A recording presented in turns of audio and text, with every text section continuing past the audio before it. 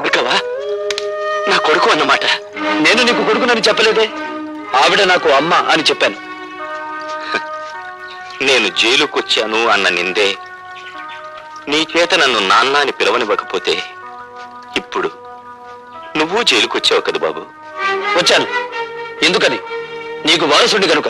అంటే నువ్వు హత్యలు చేయడంలో కాదులే, సంఖ్యలు వేయించుకోవడంలో మాత్రమే నీకు వారసుండి. నువ్వు చేసిన తప్పుడు పనికి నా తల్లి జీవితాంతం నరకయాతన అనుభవించింది.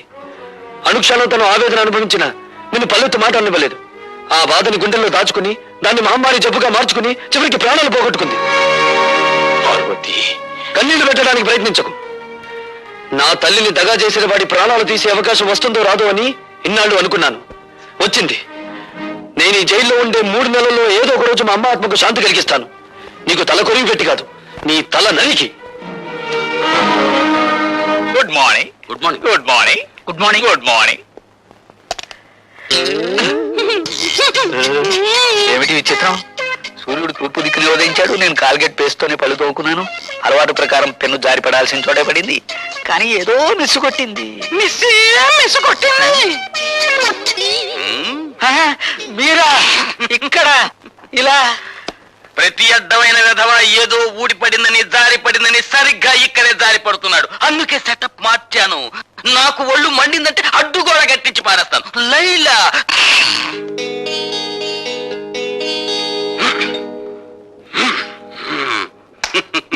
లైలా నిర్భయంగా ఉండు. ఇక నుండి ఇక్కడ పెన్సిళ్ళు పెన్నులు ఏవి జారిపడ. అమలత, వేయించావుగా శిక్ష. ఇప్పుడు ఓదార్చడానికి వచ్చావా? నన్నెవరూ ఓదార్చక్కర్లేదు, వెళ్ళండి. చూడమ్మా, పోలీస్ ఆఫీసర్ గా నా డ్యూటీ నేను చేయక తప్పలేదు. అంతకు మించి అతనంటే నాకు వ్యక్తిగతమైన ద్వేషమేం లేదు. పోలీస్ మనిషివి కదా, నా కన్నీళ్లు తుడవడానికి ఏదో ఒకటి చెప్తావు. బేబీ, నీకు మనసు బాగుండకపోతే చెక్కు బుక్ మీద సంతకం చేసి ఇస్తాను. నీ ఇష్టం వచ్చిన చోటుకి వెళ్ళి విశ్రాంతి తీసుకోమ్మా. డాడీ, నేను లేకపోతే ఒక క్షణం కూడా ఉండాలని చెప్పే మీరు కూడా నన్ను పంపించాలని చూస్తున్నారా? అవునమ్మా, నేను ఎదురు చూసేది ఎప్పుడూ నవ్వుతూ ఉండే కూతురి కోసం. అంతేగాని నువ్వు ఒక్క క్షణం కన్నీరు పెట్టుకున్నా నేను ఓర్చుకోలేనమ్మా. అయినా అతనికి శిక్ష పడిపోయిన తర్వాత మనం ఇప్పుడు ఏమీ చేయలేం కదా. భార్గవ్కి 3 నెలలు శిక్ష పడినందుకు కాదు నేను బాధపడేది. రేపు అతను విడుదలై వస్తే అందరూ అతను ఒక ఖైదీలా చూస్తారు, అవినీతి పరుడని ఎగతాళి చేస్తారు. చూడమ్మా, అదే నీ బాధ అయితే అతను విడుదలైన తర్వాత సమాజం అతనికి అవినీతి పరుడు అని పేరు పెట్టకముందే నేనే ఒక కొత్త పేరు పెడతాను. ఏమిటిది? చీఫ్ ఇంజనీర్ గారి అల్లుడు అని. డాడీ? అవునమ్మా. Thank you daddy.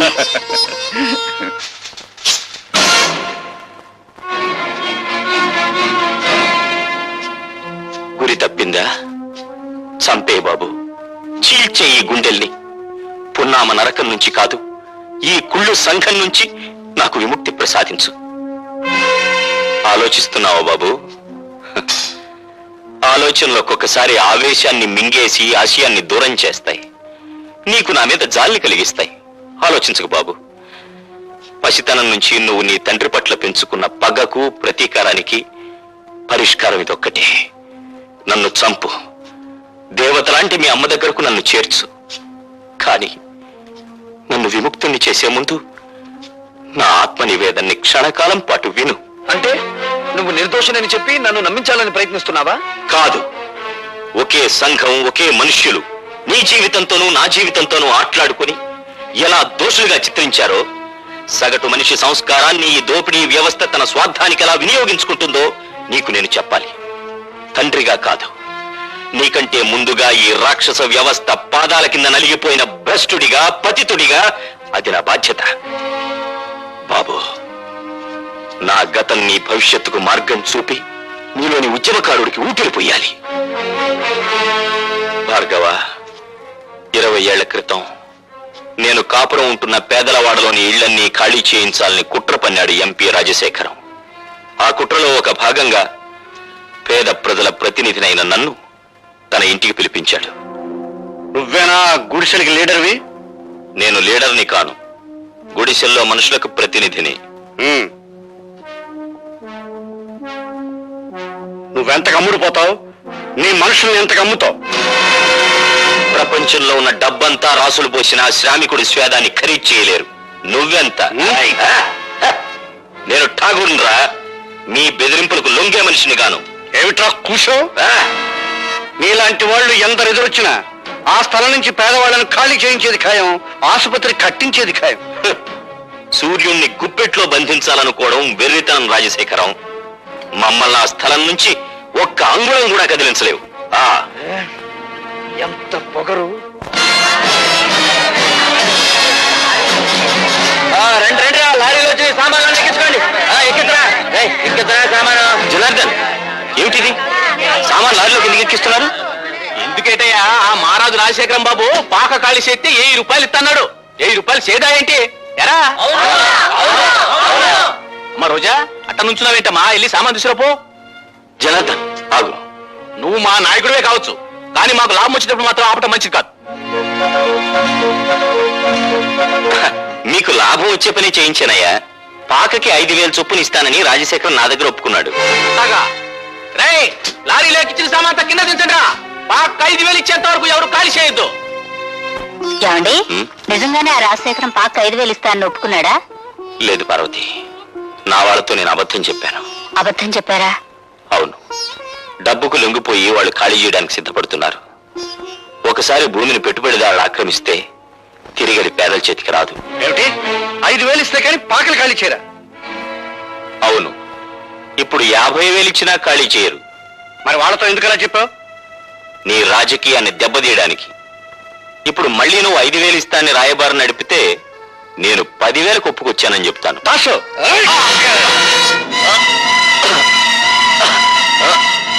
వీడిని మర్డర్ చేసి కాలంలో పారేనా? ఎందుకురా అనవసరమైన కేసు? వీడిని గోని సంచిలో చుట్టి గూడ్స్ బండిలో ఎక్కించు. 3 రోజుల తర్వాత వెనక్కి వచ్చేసరికి ఆ పాకల స్థానంలో మన ఆసుపత్రి పునాదులుంటాయి. ఎలా జనార్దన్, సామాన్ లారీలకు ఎక్కించలేదా? డబ్బు ఉందే అటాక్ ఇచ్చమంటారు. డబ్బా ఠాగూర్ చేతికిచ్చి పంపించానే, మీకు ముట్టలేదా? ఠాగూర్కా? ఎలా దాసు? అవునండి, ఠాగూర్ చేతికి డబ్బు ఇచ్చి మీ అందరికీ పంచమన్నారా? పొద్దుటి నుంచి అసలు ఠాగూర్ ఈ పేటలోకి రాలేదు. పొద్దుటి నుంచి పేటలోకి రాలేదా? పొద్దుటనగా నా దగ్గర బయలుదేరిన ఠాగూర్ ఇంతవరకు ఇక్కడికి రాలేదంటే ఆ డబ్బు అంతా తీసుకుని పారిపోయి ఉంటాడండి. అబద్ధం. నా భర్త డబ్బు కోసం కక్కుర్తి పడే నీచమైన వాడు కాదు రాజశేఖరం. అలాంటి దొంగ బుద్ధి ఉండేది మీలాంటి సిగ్గులేని రాజకీయ నాయకులకి. ఎవరు దొంగో ఎవరు దొరో ఇప్పుడే తేల్చేద్దాం. ఒరే దాసు, వెళ్ళి ఆ ఠాగూర్ సోదా చేయండి రా.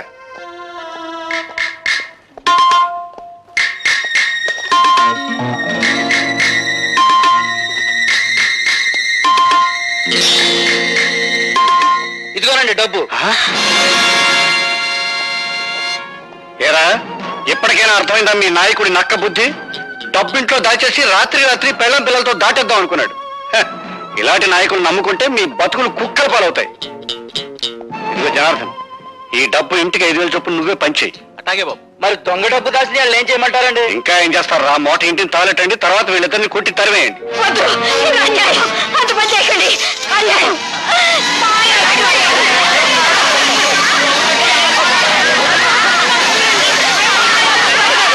నేను స్పృహలోకి వచ్చేసరికి ఊరు దాటిపోయానని గ్రహించాను. అక్కడి నుంచి తప్పించుకుని మా వాడలోకి వచ్చాను.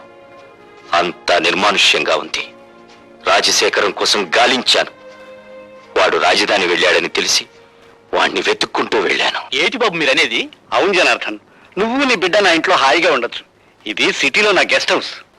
మా పాకలు ఖాళీ చేయించినందుకు మా మీద ఎంత అభిమానం చూపిస్తున్నారు బాబు. రాజశేఖరం, నా భార్య బిడ్డలెక్కడా? బతికుంటే ఏ వీధుల్లోనో అడుక్కు తింటూ ఉంటారు, చచ్చుంటే వల్లకాట్లో ఏ నక్కలో వాళ్ళని పీక్కు తింటూ ఉంటాయి. ఒరేయ్! నీ దుష్ట రాజకీయంతో పేద ప్రజలకి, నా భార్య బిడ్డలకి అన్యాయం చేస్తావా? నిన్ను బ్రతకనిస్తే ఇంకా ఎన్నో కుటుంబాలు నాశనం అయిపోతాయిరా. అందుకే నిన్ను చంపి పేదలకి న్యాయం చేస్తా. దాసు, వాడిని పట్టుకో, పోలీసులకు ఫోన్ చేస్తాను. ఆ విధంగా నేను హంతకున్నయ్యాను. ఆ కత్తితో రాజశేఖరాన్ని చంపగలిగి ఉంటే ఈ రోజున సగర్వంగా నేను హంతకుణ్ణి, నేరస్తూ నేను ఒప్పుకునేవాణ్ణి. కానీ నా మూలంగా జనార్దన్ చనిపోయాడు. అతని కూతురు అనాథ అయింది బాబు. నాన్న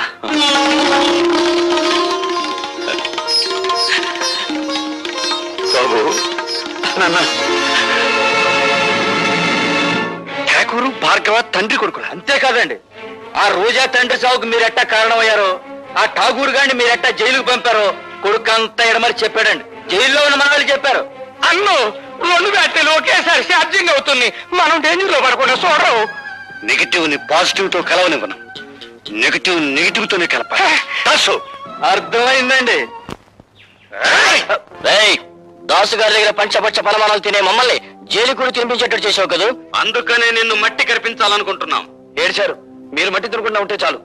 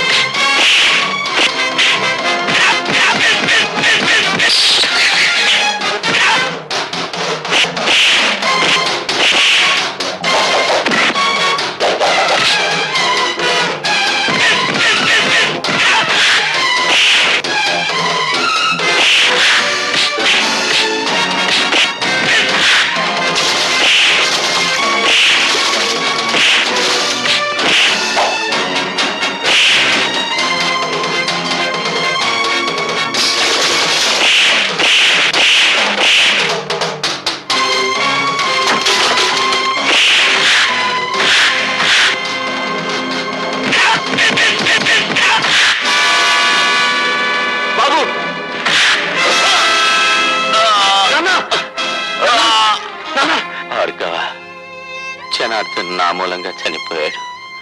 నా పాపానికి అతని కూతురు అనాథ అయింది. ఆ అమ్మాయి ఎక్కడుందో వెతికి తెలుసుకుని నేను చేసిన తప్పుని సరిదిద్ది ఆ పిల్లకు దారి చూపిస్తానని నాకు మాట ఉన్నాయనా. అలాగే నాన్న.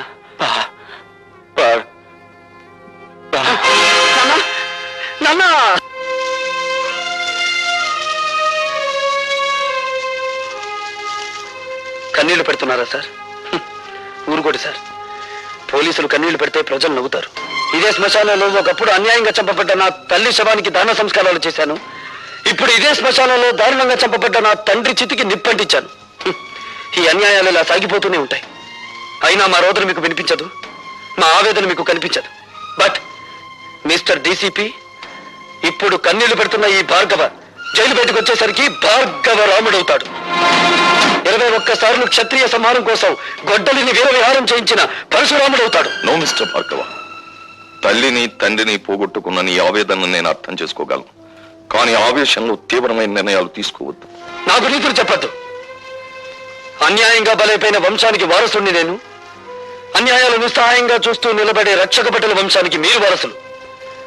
నాది కష్టాల వంశం, మీది కాకి బట్టల వంశం. దయచేసి నన్ను ఓదార్చడానికి ప్రయత్నించకండి. భార్గవ్ కేసు ఏమైంది? ఏమిటి అంత ఇంట్రెస్ట్? ఒకసారి ఇంటికి పంపావు కదా. నువ్వేం తెప్పడక్కర్లేదు. నేను చిన్నప్పటి నుంచి పెంచాను కనుక నెలకు 10,000 రూపాయలు ఇస్తున్నాను.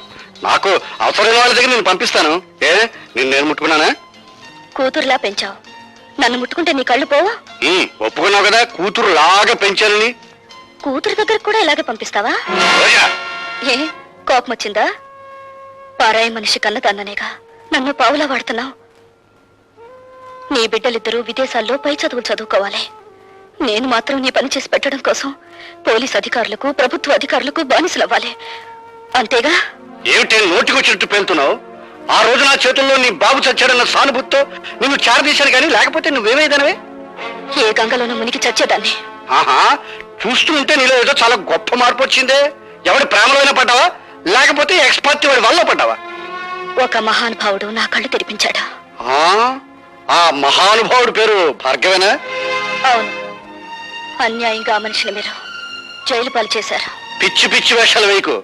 నా పేరేం రాజరాజ నరేంద్రుడు కాదు, సారంగధర చరిత్రను తిప్పి రాయించడానికి. ఏరా, దాన్ని కంటికి రెప్పలా కనిపెట్టుకుంటారా అంటే ఆ భార్గవ గడి మీద మనసు పెట్టుకున్న సంగతి నాకు ఎందుకో చెప్పలేదు నిన్ను.